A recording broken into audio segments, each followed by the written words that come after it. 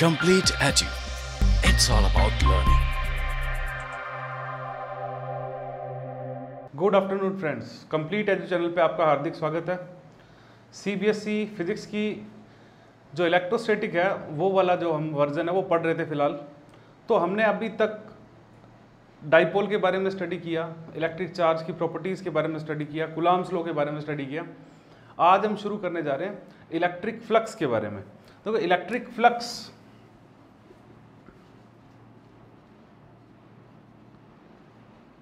Word का meaning होता है फ्लो। अब ये जो फ्लो है, ये फ्लो जब किसी गिवन एरिया से पास होता है तो नंबर ऑफ जो इलेक्ट्रिक फील्ड लाइंस है, number of electric field lines passing normally to the given area is known as electric flux. तो अपने पास में यहाँ पे दो चीजें हैं, एक तो इलेक्ट्रिक फील्ड इंटेंसिटी और एक एरिया। तो अपने पास में अगर इस तरीके से कोई एरिया है और इलेक्ट्रिक फील्ड की डायरेक्शन है ये वाली, और एरिया वेक्टर जो है जो कि क्या होता है प्लेन के परपेंडिकुलर, इन दोनों के बीच के एंगल थीटा और ई और ए के वैल्यू पे डिपेंड करता है फ्लक्स। तो ये जस्ट क्या है, नंबर है एक। तो ये किस चीज़ का नंबर है? ये नंबर है इलेक्ट्रिक फील्ड लाइंस का जो कि गिवन एरिया के सरफेस के नॉर्मली जो वहाँ से पास हो रही है। तो इसको अपने फाई से रिप्रेजेंट करते हैं। तो फाई जो होगा इलेक्ट्रिक फील्ड इंटेंस, अपने जो इलेक्ट्रिक फ्लक्स जो है उसको फाई से रिप्रेजेंट करेंगे। क्या आएगा? ये ई ए कॉस थीटा। अगर वेक्टर फॉर्म में इसको रिप्रेजेंट करें तो ये क्या आएगा? ई vector dot A vector. Basically ये जो है ये ई और ए के बीच के एंगल पे और ई और ए के मैग्नीट्यूड पे डिपेंड करता है। फाई जो है एक तरह की स्केलर क्वांटिटी है, क्योंकि ये है ये ई और ए के डॉट प्रोडक्ट से हमें मिली है, क्योंकि ये जस्ट नंबर है। तो फाई को अगर अपने ऐसा यूनिट देखें तो क्या होगा? इसका ई का जो ऐसा यूनिट है वो होता है वोल्ट पर मीटर, और एरिया है मीटर स्क्वायर। तो वोल्ट इंटू मीटर से इसको रिप्रेजेंट कर सकते हैं, या फिर इलेक्ट्रिक फील्ड इंटेंसिटी के लिए हमारे पास एक और यूनिट है न्यूटन पर कूलाम। तो ई का जो है वो न्यूटन पर कूलाम और एरिया का मीटर स्क्वायर। तो दो तरीके से इसकी यूनिट को हम लोग रिप्रेजेंट कर सकते हैं।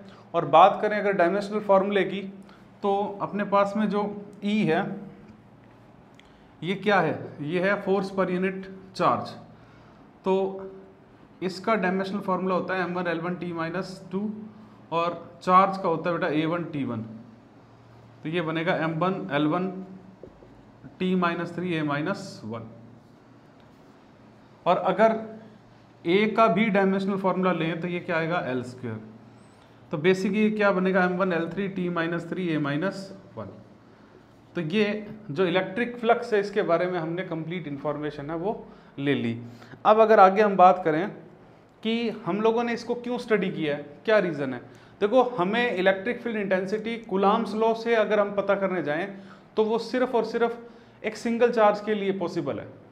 अगर कहीं पे चार्ज डिस्ट्रीब्यूट हो और उस डिस्ट्रीब्यूटेड चार्ज की वजह से इलेक्ट्रिक फील्ड इंटेंसिटी निकालनी हो, तो बहुत सारे चार्जेस की वजह से जब अपने एक पॉइंट पे इलेक्ट्रिक फील्ड इंटेंसिटी निकालते हैं तो उसके लिए अपने को इंटीग्रेशन करना पड़ेगा, काफ़ी लंबा चौड़ा प्रोसीजर होगा वो। तो इन सब से बचने के लिए गाउस ने क्या किया? एक थ्योरम दी, और उस थ्योरम में सबसे बड़ा रोल है वो है इलेक्ट्रिक फ्लक्स का। तो गाउस ने क्या थ्योरम दी थी वो जरा एक बार अपने देखते हैं।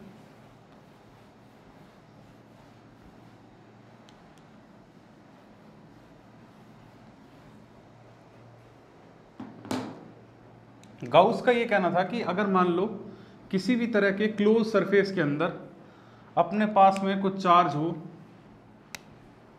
Q1, Q2, Q3, Q4 इस तरीके से, तो अकॉर्डिंग टू गाउस इस क्लोज सरफेस से जो टोटल फ्लक्स बाहर निकलेगी या अंदर आएगी, यानी कि जो नेट फ्लक्स है उसकी वैल्यू सिर्फ और सिर्फ दो बातों पे डिपेंड करेगी: charge enclose by the surface and epsilon note. अगर मीडियम अपने पास में किसी दूसरे तरह का हो तो यहाँ पे एप्सिलॉन आर भी आएगा। अब देखा जाए तो बेसिकली जो गाउस का जो ये लॉ है, गाउस की जो ये थ्योरम है, ये इलेक्ट्रिक फ्लक्स के बारे में बताती है, पर हम लोग इसको यूज़ कर लेंगे इलेक्ट्रिक फील्ड इंटेंसिटी निकालने में भी। तो गाउस लॉ का ये जो स्टेटमेंट था, इसको हम लोग प्रूव भी कर सकते हैं। तो ये प्रूव कैसे करेंगे, तो उसके लिए कूलॉम्स लॉ की हेल्प लेंगे हम लोग। हम लोग क्या करेंगे कि एक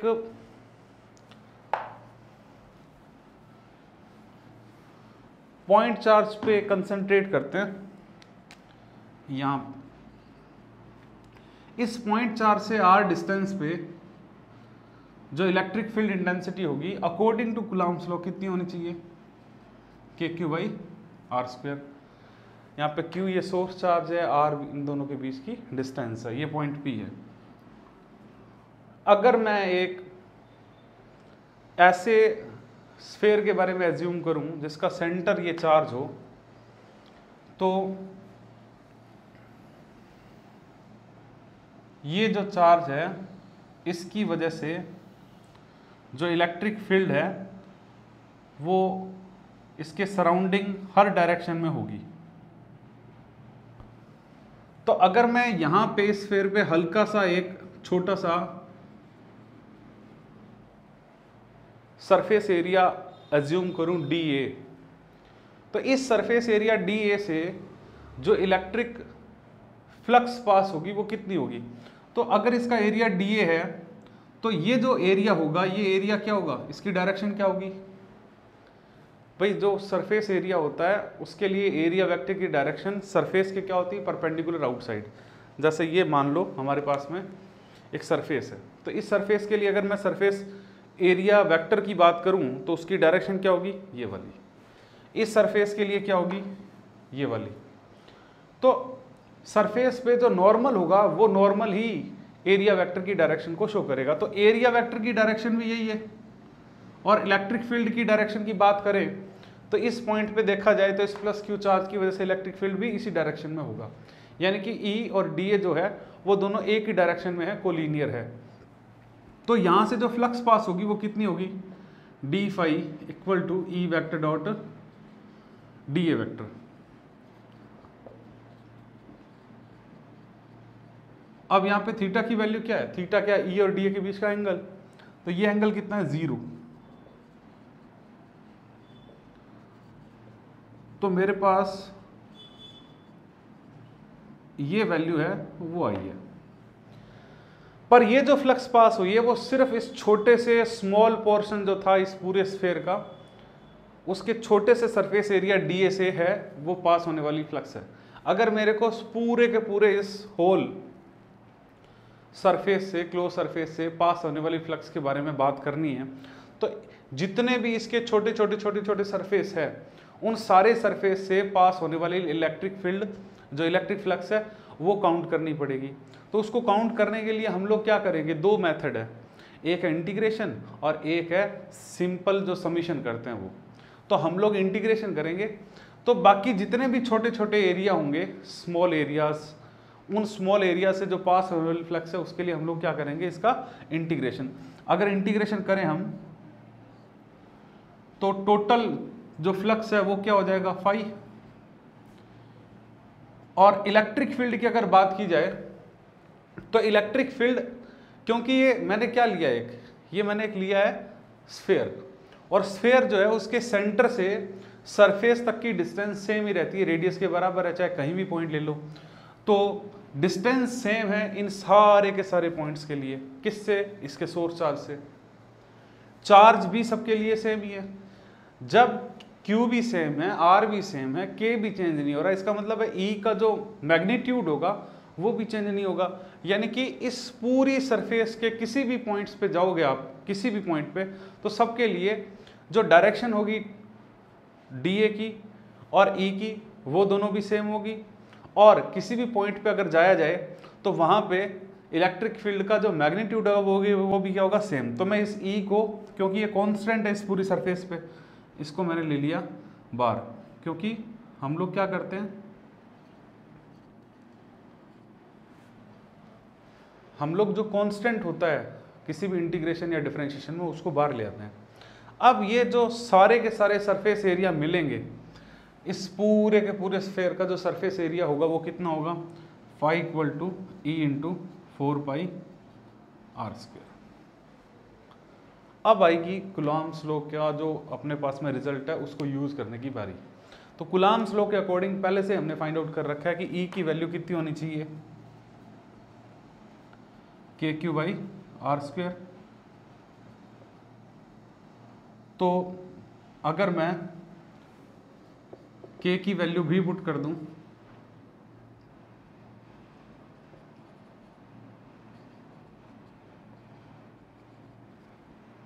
तो ये मेरे पास आएगा phi equal to Q by epsilon naught. और ध्यान से देखें तो ये कुलॉम्स लॉ का स्टेटमेंट ही है। कुलॉम्स लॉ क्या कहता है, किसी भी क्लोज सरफेस से पास होने वाली जो नेट फ्लक्स होगी वो नेट फ्लक्स इस क्लोज सरफेस के अंदर यानी कि इनक्लोज चार्ज और एप्सिलॉन नॉट के रेशियो के बराबर होगी। तो कुलॉम्स लॉ का बहुत सिंपल सा एक एप्लीकेशन है हमारे पास, तो सॉरी गाउस लॉ का एप्लीकेशन है। तो गाउस लॉ के एप्लीकेशन को ही अगर स्टडी करके हम लोग सीधा ई को फाइंड आउट करने के लिए उतर जाएं तो वो ज़रा सही नहीं होगा। पहले गाउस लॉ के कुछ हिडन प्रॉपर्टीज़ है जिनके बारे में हमें पता होना चाहिए, एक बार उनकी बात करेंगे हम लोग। जैसे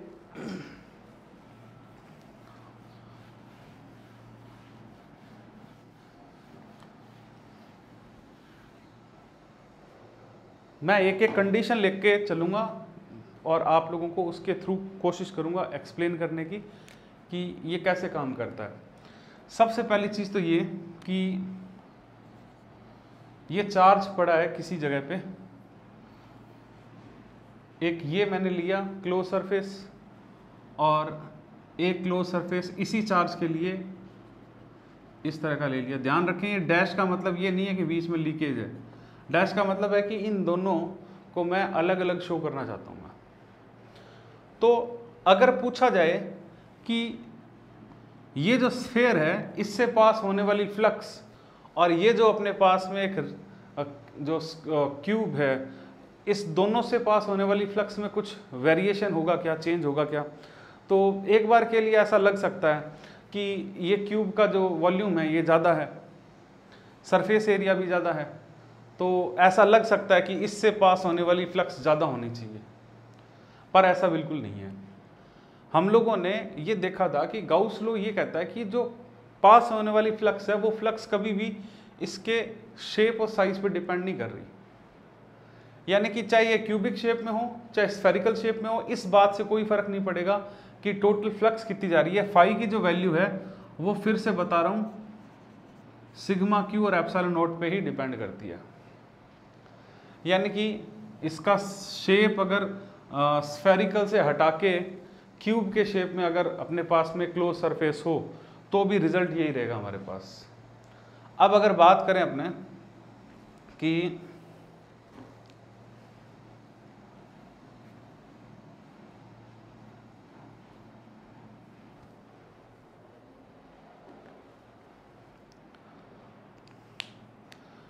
मैंने इस स्फेयर की जगह एक और स्फेयर ही लिया, अब की बार क्यूब नहीं ले रहे,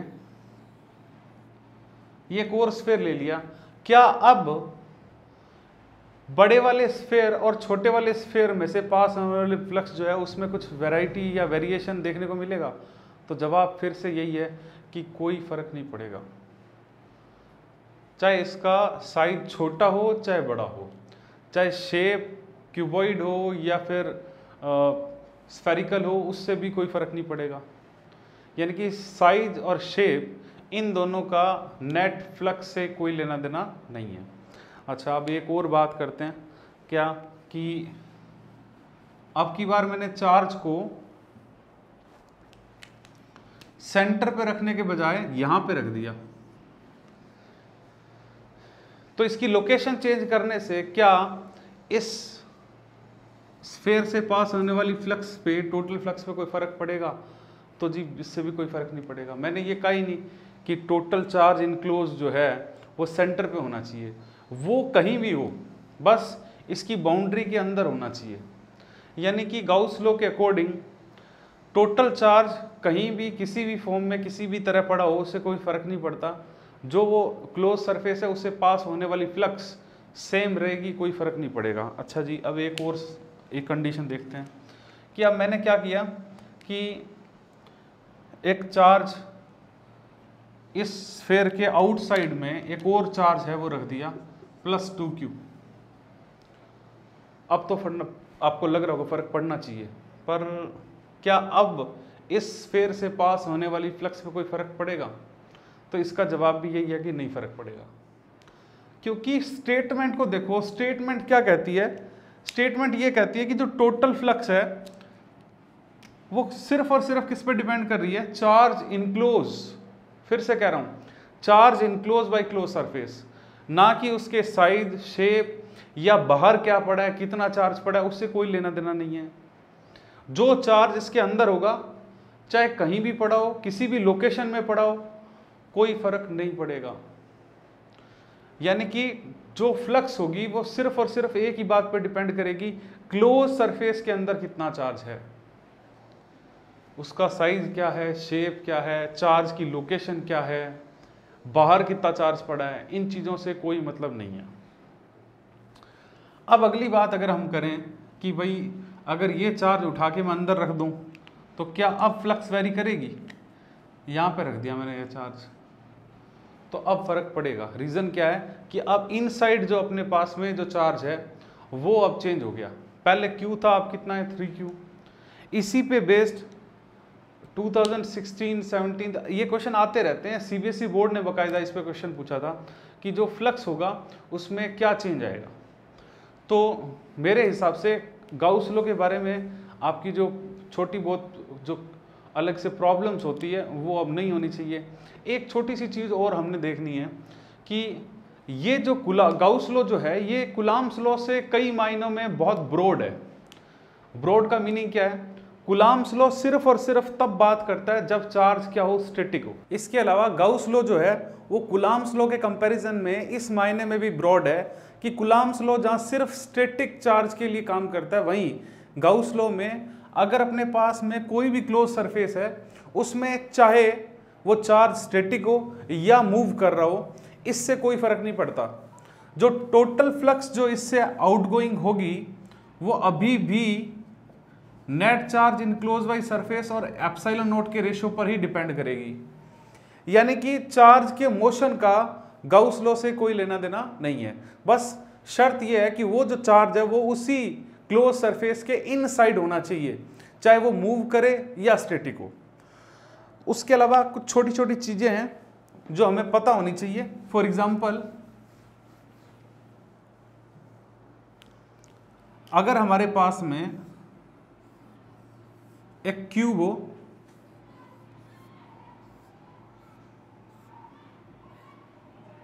और उस क्यूब के सेंटर में, इनसाइड सेंटर में अगर कोई चार्ज +Q हो, तो इस +Q चार्ज की वजह से जो टोटल फ्लक्स पास होगा वो सारे के सारे फेसेस के लिए इक्वल होगा। और टोटल जो फ्लक्स है वो कितना होगा? इस क्लोज सरफेस के लिए टोटल फ्लक्स होगा σQ/ε0, जो कि σQ की वैल्यू क्या है? Q/ε0। पर अगर किसी एक फेस की बात करें कि किसी एक सर्टेन फेस से कितना इलेक्ट्रिक फ्लक्स है वो पास होगा, तो उसकी वैल्यू क्या होगी? इक्वली डिवाइड हो रहा है। तो अगर अपने इस फेस की बात करें, ये वाला फेस जो है,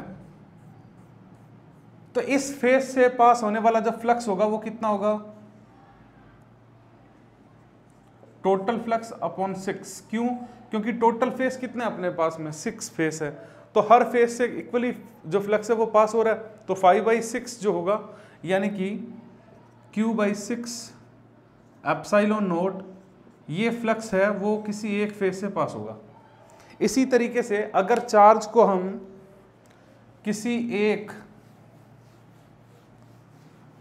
फेस पे रख दें, फेस के सेंटर में रख दें,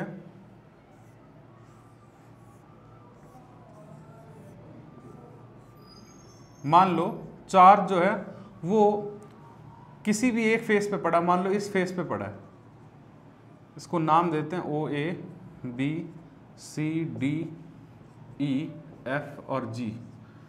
तो अगर मैं इस BAFE फेस की बात करूं और इसके सेंटर पे ये चार्ज प्लस क्यू पड़ा है, तो इस चार्ज की वजह से जो फ्लक्स इस क्यूब से पास होगी वो कितनी होगी। अब देखो जो फेस होती है किसी भी क्यूब की वो कितने क्यूब के साथ शेयर होती है, दो, कोई भी दो अगर क्यूब अगर पास पास रखे हैं तो एक जो फेस होगी वो उन दोनों क्यूब के साथ शेयर होगी। अगर मान लो यहाँ पे भी अगर अपने एज्यूम कर लें किसी एक दूसरे क्यूब को, तो ये वाली जो वॉल है या ये वाली जो फेस है ये दोनों चार्ज दोनों क्यूब के लिए क्या है, कॉमन है। तो टोटल चार्ज कितना होगा, Q बाई एप्सिलॉन नॉट। अब ये इक्वली डिवाइड हो जाएगा, ये फ्लक्स जो है आधा इस तरफ आधा इस तरफ, यानी कि इस जो हमने जो क्यूब लिया है इससे पास होने वाला जो फ्लक्स होगा वो कितना होगा, phi dash equal to Q upon epsilon naught, और ये 2 से इसको क्या कर दिया डिवाइड, क्योंकि दो अलग अलग क्यूब इसको शेयर कर रहे हैं। इसी तरीके से अगर हम ये देखें कि यही चार्ज किसी एक कॉर्नर पे रखा हो,